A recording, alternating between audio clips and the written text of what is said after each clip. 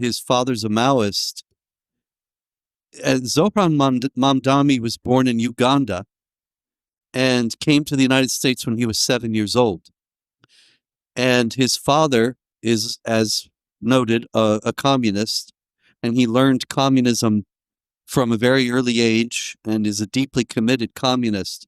But what's an interesting side note about this is that Mahmoud Mamdani, his father, did not become a communist in Uganda.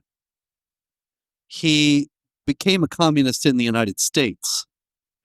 He was in Uganda in an Indian family, and he was given a scholarship. When Uganda became independent, the United States government gave a number of scholarships to young Ugandans to come to the United States to study.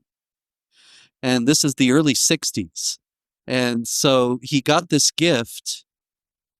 Many people applied, and he was one of the ones who won. And he came to the University of Pittsburgh, and he was going to study to be an electrical engineer.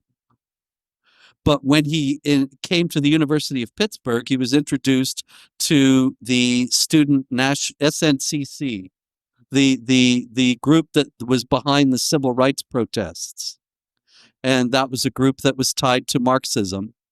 He went down to Birmingham, Alabama, and marched and was thrown in jail. He called the Ugandan ambassador with his one phone call, and the Ugandan ambassador was angry with him and said, "What are you doing getting involved in the affairs of a foreign country?" And he said, "It's a struggle for justice, man. We just got our independence last year, and it's all the same struggle." He was already getting to be indoctrinated with not just the civil rights movement, where you have a just cause, but with the Marxist people who were taking advantage of it.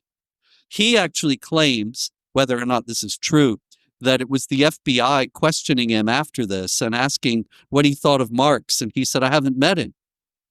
And they said, "Well, he's dead." And he's, "Oh, what happened?" "He died a long time ago. We were just wondering if you'd read his books."